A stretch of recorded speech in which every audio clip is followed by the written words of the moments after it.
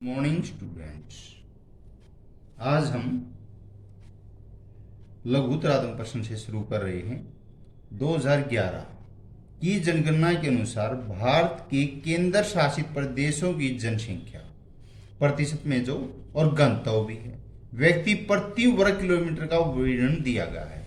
केंद्र शासित प्रदेश दिल्ली में जनसंख्या 1.38% है। गंतव्य 11,297 व्यक्ति प्रति वर्ग किलोमीटर दर्शाया गया है। चंडीगढ़ में 0.09 9,252 व्यक्ति प्रति वर्ग किलोमीटर। पांडेचेरी 0.10 2,598 व्यक्ति प्रति वर्ग किलोमीटर। दमन व दीव 0.02 2,169 व्यक्ति प्रति वर्ग किलोमीटर। लक्षद्वीप 0.01 2013 व्यक्ति प्रति वर्ग किलोमीटर। दादरा व नगर हवेली 0.03 698 व्यक्ति प्रति वर्ग किलोमीटर। अंडमान निकोबार द्वीप समूह में 0.03 46 व्यक्ति प्रति वर्ग किलोमीटर में दर्शाए गए हैं। जनसंख्या के वितरण को प्रभावित करने वाले कारक हैं जो सामाजिक आर्थिक कारक कौन कौन से हैं, यानी जनसंख्या को कौन कौन से कारक प्रभाव डालते हैं सामाजिक आर्थिक पर। मनुष्य ने अपने काम के हुनर द्वारा, प्रौद्योगिकी ज्ञान द्वारा, सामाजिक संगठनों द्वारा भौतिक कारकों को अपने हित में बदलने का प्रयत्न किया। विभिन्न प्रकार की अर्थव्यवस्थाओं की पोषण अक्षमता में अंतर पाया जाता है। प्राथमिक क्रियाकलापों की पोषण अक्षमता कम होती है, जबकि द्वितीय क्रिया और तृतीय क्रियाओं की पोषण अक्षमता अधिक होती है। इसलिए नगरीय और औद्योगिक क्षेत्रों में जनसंख्या अंतर अधिक पाया जाता है। इसी प्रकार आधुनिक कृषि संपन्न क्षेत्रों में भी जनसंख्या का घनत्व अधिक पाया जाता है, यानी औद्योगिक एरियो में जनसंख्या, नगरीय क्षेत्रों में जनसंख्या ज्यादा पाई जाती है। पश्चिम उत्तर प्रदेश, हरियाणा, पंजाब ऐसे ही कुछ क्षेत्रों में जनसंख्या उच्च घनत्व पाया जाता है, क्योंकि यहाँ पर मैदानी क्षेत्र भी बहुत ज्यादा और नदियों का विकास ज्यादा, तो न खाद्यान्न अच्छा होता है, इसलिए यहाँ पर जनसंख्या ज्यादा निवास करती है।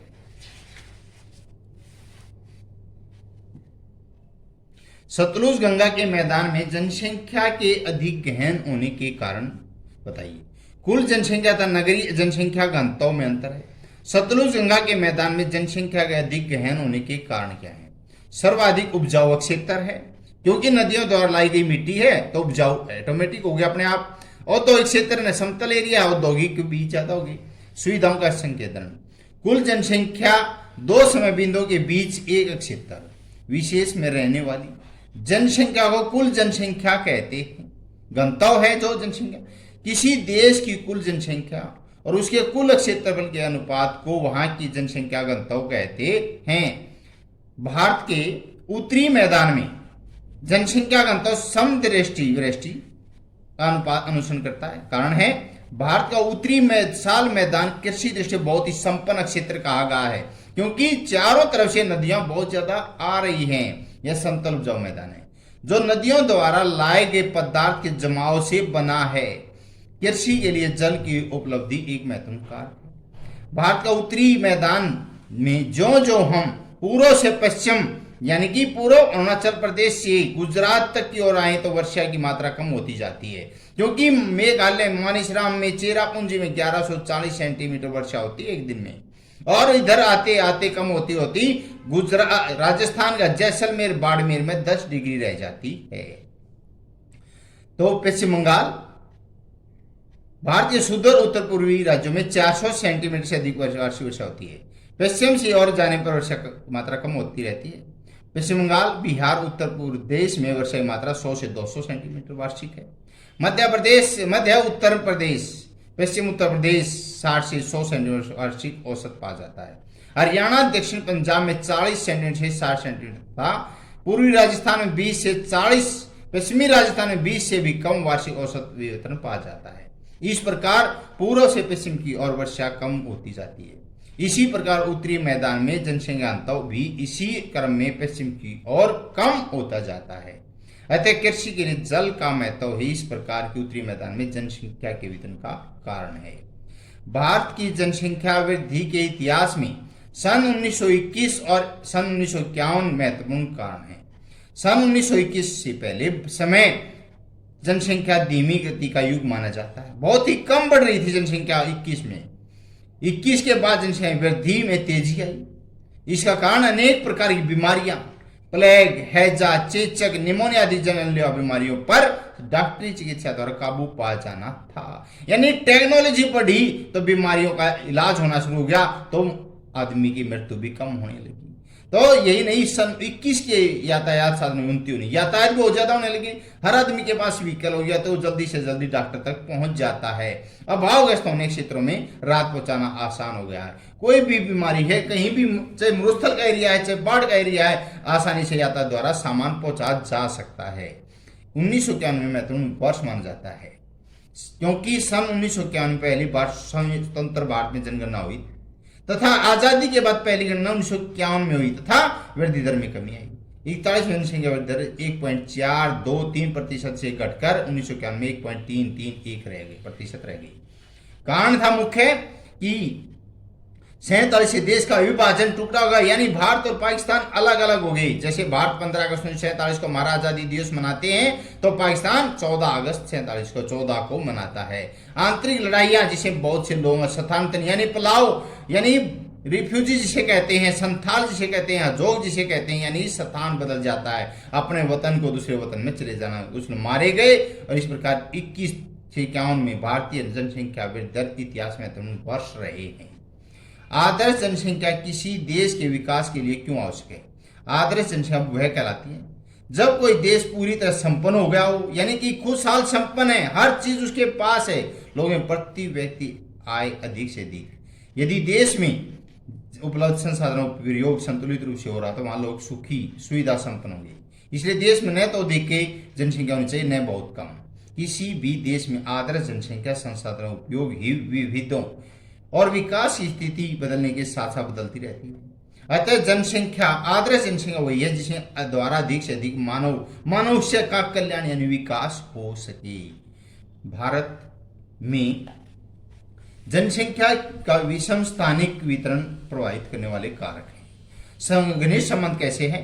भारत में जनसंख्या विषम स्थानीय वितरण देश की जनसंख्या, भौतिक, सामाजिक, आर्थिक, ऐतिहासिक कारकों के बीच घनिष्ठ संबंध प्रकट करता है।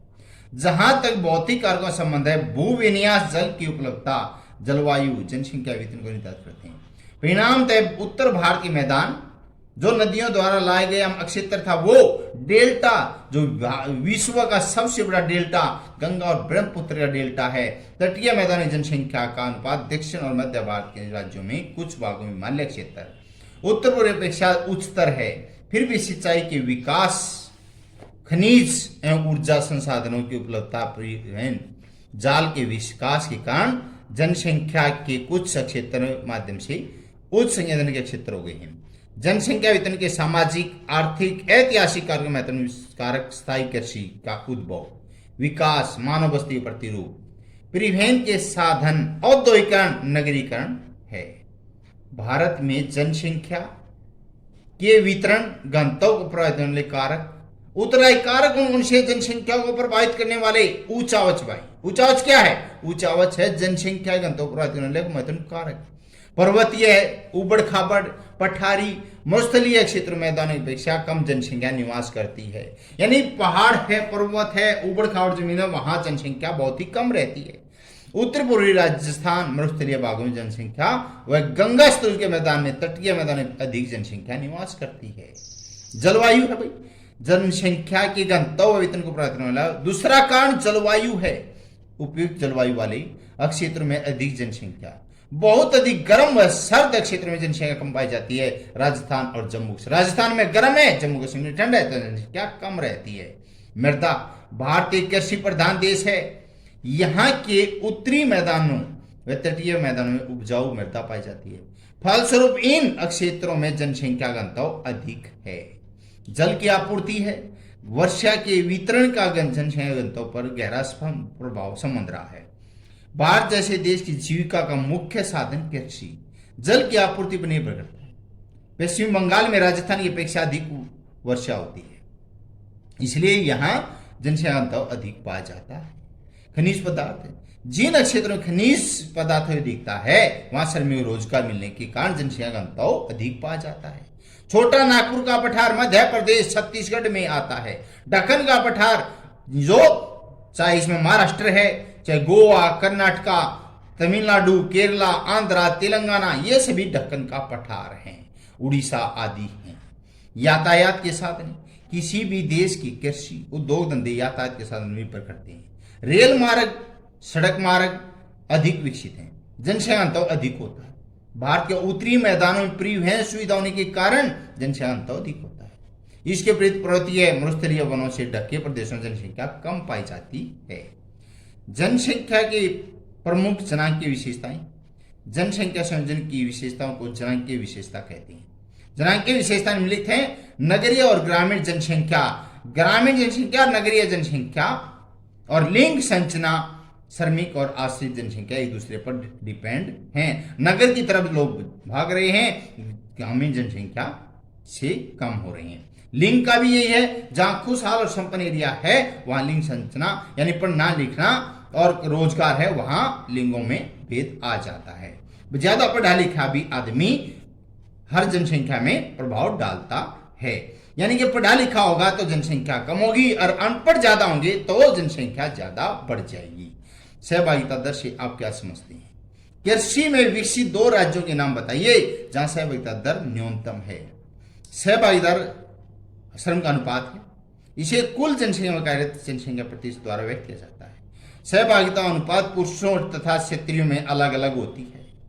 सन 1991 में भारत में कुल सहभागिता दर 37.46% थी। पुरुषों की दर 51.55% थी, क्षेत्रों की 22.25% सहभागिता दर थी। कृषि में विकसित 2 राज्य पंजाब और हरियाणा है। पंजाब राज्य की कुल सहभागिता है, यानी हर क्षेत्र में लगे हुए कर्मचारी जो है 30.88 है। पुरुषों का है 54.22, महिलाओं का अनुपात है 4.400। इसी प्रकार हरियाणा राज्य की सहभागिता दर है जो 31.0% है। पुरुषों का अनुपात 48.51% है, महिलाओं का अनुपात केवल 10.76%, यानी सहभागिता मिलजुल कर कार्य करने के यहाँ तक आज 10% यहाँ तक है। नेक्स्ट अगले वीडियो में देखेंगे।